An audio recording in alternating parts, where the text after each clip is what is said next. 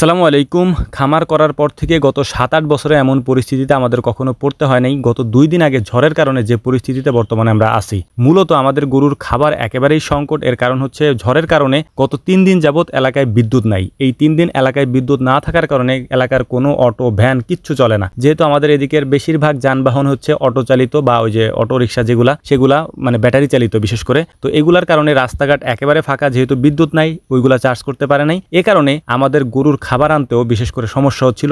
গরুর খাবারও আনা যাচ্ছিল না, কারণ আনবো কিভাবে। তো জীবনের প্রথম মনে হয় আমি এরকম ভ্যান নিয়ে তারপর হচ্ছে আমাদের গরুর খাবার আনতে আমরা যাচ্ছিলাম হচ্ছে বাজারের দিকে, বিশেষ করে আমরা যেখান থেকে খাবার আনি ওইখানে। তো প্রতিমধ্যে আমরা সকালের নাস্তা করার জন্য বাজারে দাঁড়াই এবং এখানে আমাদের ভ্যানটাকে ভালো মতো ধুয়ে নেই, কারণ হচ্ছে ঝড়ে বৃষ্টিতে কাদা, একেবারে ভ্যানের অবস্থা পুরো খারাপ। তো বাজারে নাস্তা করবো, এখান থেকে নাস্তা করে তারপর আমরা ওই বাজারে যাব যেখানে আমরা আমাদের মানে ভুসি, তারপর হচ্ছে ফিড, এইগুলা যে বাজার থেকে মূলত আমরা আনি। তো বাজারে এখানে আমরা ৩ জন আসছি মূলত। আর যেহেতু একেবারে সকালবেলা আমরা গেছি, তো এত সকালে আমরা কাউরে পাইও নাই, আর এই জন্য আমরা ৩ জনে গেছি। রাস্তাঘাট একেবারে ফাঁকা, কোনো লোকজন নাই রাস্তাঘাটে। এরপর আমরা যখন বাজারে আসলাম, বাজারে আসার পরে আমরা একটা বাড়ি থেকে চট নিয়ে আসছিলাম, ওইটা বিছাই দিয়ে তারপর হচ্ছে আমরা এটার উপরে ভুসির বস্তাগুলো রাখার চেষ্টা করতেছিলাম যাতে করে না ভিজে আর কি। তো আমি আর মামা দুজনে মিলে এগুলো বের করতেছিলাম দোকান থেকে, এবং আমাদের যতটুকু লাগবে আমরা ১ সপ্তাহের খাবার নেই, ১ সপ্তাহ না ৬ দিন ৫ দিনের খাবার হয় আর কি। তো এটার আমরা খাবার নিয়ে যাই, তারপরে খাবারগুলো লোড দেওয়ার পরে মূলত আমরা এখন হচ্ছে এই খাবারগুলো যেন না ভিজে যায় তার জন্য হচ্ছে আমরা পলিথিন নিয়ে নিছি, এবং পলিথিন নিয়ে পুরো গাড়িটাকে আমরা পলিথিন দিয়ে ঢেকে দিছি। আর যে ভ্যানটা আপনারা দেখতে পাচ্ছেন, এই ভ্যানটা হচ্ছে মূলত আমাদের ভ্যান, যে ভ্যানটা আপনারা দেখেন সবসময়, যে এটাতে আমরা গরুর খাবারটা নিই, খাবার বলতে ঘাস টেনে আমরা পাথার থেকে নিয়ে আসি, ওই ভ্যানটা মূলত। তো আমি কখনো কল্পনাও করিনি ওই ভ্যান নিয়ে আমার বাজার পর্যন্ত আসতে হবে, কারণ কোনো যানবাহন, আপনারা দেখতে পাচ্ছেন রাস্তা পুরা ফাঁকা, কোনো যানবাহন কিচ্ছু নাই আর কি। তো যাই হোক, আমরা এটাকে নিয়ে আসছি, ৫-৬ বস্তার মতো ভুসি নিয়ে আসছি, ৩ বস্তার মতো ফিড নিয়ে আসছি। এগুলোকে আমরা নিয়ে আমাদের খামারে এখন নিয়ে যাব। এরকম পরিস্থিতিতে আমরা আগে পরে কখনো পড়ি নাই, যে কারণে আমাদের খুব মানে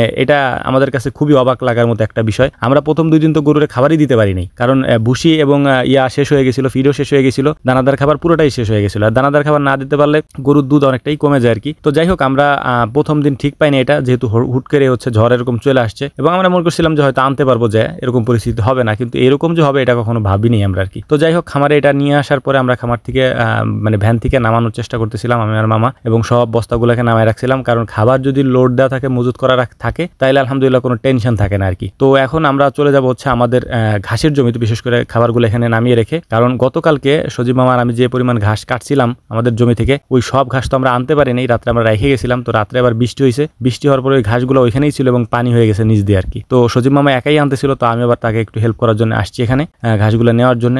আর গতকালকে যেহেতু একটু ফুটবল খেলছিলাম, ফুটবল খেলার কারণে শরীর হাতে এমনি ব্যথা হয়ে গেছে আর কি। তো যাই হোক, তারপর আমরা ভ্যানে আগের দিনের ঘাসগুলো লোড দিয়ে নিছি, এবং লোড একটু বেশি হয়ে গেছে, কারণ আগের দিনে যে ঘাস ছিল ওই ঘাস তো ছিলই, তারপর আবার মামা এসে আবার ২-৩ আটি ঘাস কাটছে।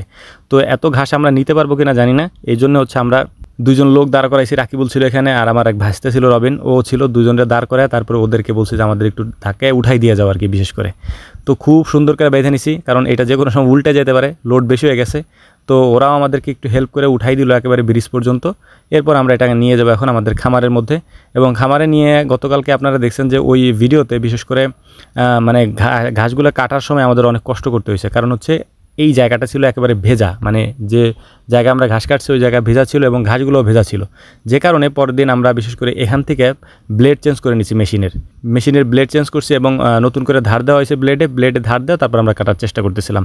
এবং গত ৩ দিন পর যখন বিদ্যুৎ আসে গতকালকে রাত্রে, সকালবেলা আমরা দ্রুতই হচ্ছে গরুকে গোসল করাই দেওয়ার চেষ্টা করি, কারণ ৩ দিন যাবৎ গরুকে গোসল করানো হয় না, এবং ওদের ঘরও পরিষ্কার করা হয় না, যা আপনারা দেখতে পাচ্ছেন এই মুহূর্তে যে ভিডিওতে কি অবস্থা ওদের ঘরের এবং ওদের এক একজনের অবস্থা। তো যাই হোক, আলহামদুলিল্লাহ তারপরে আমরা অনেক কষ্টে, বিশেষ করে কারণ ৩-৪ দিনের ময়লা যখন লাগে থাকে তখন এগুলো পরিষ্কার করতে অনেক কষ্ট হয়ে যায় আমাদের জন্য আর কি। তো আলহামদুলিল্লাহ তারপর আমরা এটা করে নিছি, আর এটা যেহেতু আমাদের কাজ করতেই হবে, আর এটা করার পরে মূলত আমাদের একটু শান্তি লাগতেছিল।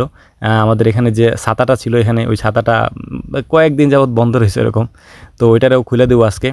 তো ভিডিওতে আপনারা যা দেখেন মূলত এটা হচ্ছে আমাদের দৈনন্দিন কাজ, এবং কোনো ভিডিও আমাদের 2-3 দিন মিলে হচ্ছে করা লাগে আর কি। তো এই জন্য আমাদের একটু কষ্ট হয়, ভিডিও আপলোড করতেও কষ্ট হয়, কারণ নেটওয়ার্কের সমস্যা থাকলে আমাদের একটু প্রবলেম হয় আর কি। তো প্রত্যেকটা ঘর, প্রত্যেকটা শেড আমরা পরিষ্কার করে নিছি আলহামদুলিল্লাহ, এবং পরিষ্কার করার পরে এখন বেশ ঝকঝকা লাগতেছে আর কি।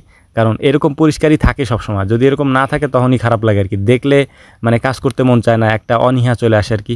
তো যে কারণে আমরা সবসময় পরিষ্কার রাখার চেষ্টা করি এবং পরিষ্কার পরিচ্ছন্ন থাকার চেষ্টা করি। এতে করে কাজ করতেও ভালো লাগে, দেখতেও ভালো লাগে এবং আমাদেরও মনে একটা প্রশান্তি আসে।